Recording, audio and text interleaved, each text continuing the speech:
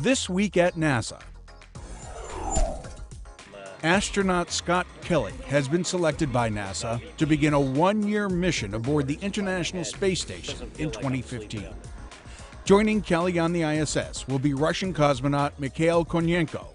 The pair will launch aboard a Russian Soyuz spacecraft from the Baikonur Cosmodrome in Kazakhstan in spring 2015.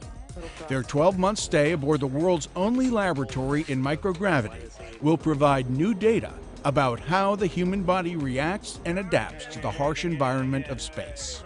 That information will help scientists assess crew performance and health and develop better ways to reduce the risks of long-duration spaceflight, as NASA plans to send the next generation of explorers on missions around the Moon, to an asteroid, and ultimately Mars. The next crew headed for the ISS on Expedition 3435 continues to train in Russia for their missions. NASA's Tom Marshburn, the Canadian Space Agency's Chris Hadfield, and Russian cosmonaut Roman Romanenko are scheduled to launch to the station on December 19th, where they'll become the second half of the Expedition 34 crew. They'll be joined on Expedition 35 next March by NASA's Chris Cassidy and cosmonauts Pavel Vinogradov and Alexander Mazurkin. Scientists with NASA's Messenger mission say new observations made by the spacecraft confirm a long-held theory that the polar regions of Mercury harbor an abundance of water ice and other frozen volatiles. Messenger has revealed a very important chapter in the story of how water ice and other volatile materials have been delivered to the inner planets.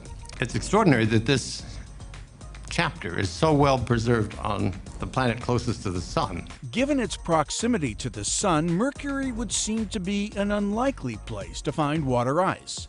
But since the tilt of the planet's rotational axis is almost zero, scientists suggested decades ago that there might be water ice and other frozen volatiles trapped at Mercury's poles, which never see sunlight.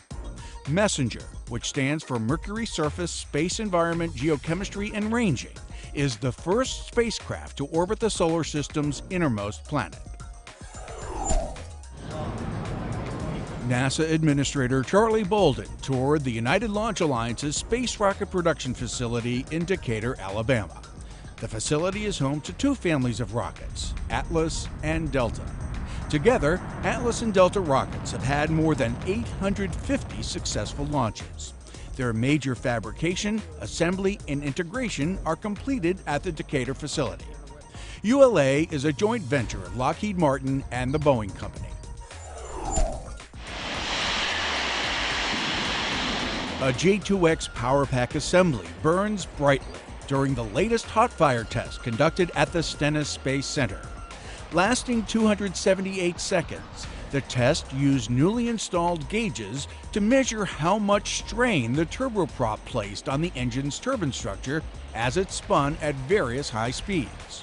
The test was the latest in a series used by engineers to evaluate the J2X, which will help power the upper stage of NASA's new Space Launch System. And they're getting ready for the SLS at the Kennedy Space Center. This time-lapse video shows Crawler Transporter 2, fresh from the first phase of a major overhaul, taking a test drive from Pad 39A to the Vehicle Assembly Building. Kennedy's two Crawler transporters have moved mobile launchers and their mounted vehicles from the VAB to KSC's Oceanside launch pads since the Apollo era.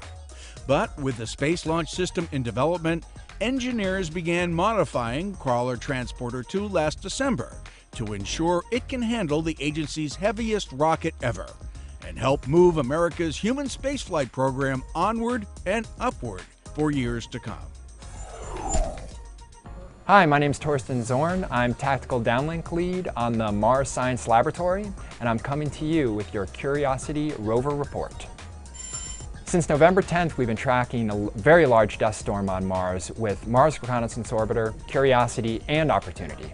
Luckily, this dust storm has abated, and even if it didn't, it would have been fine for Curiosity. It's well within its design limitations.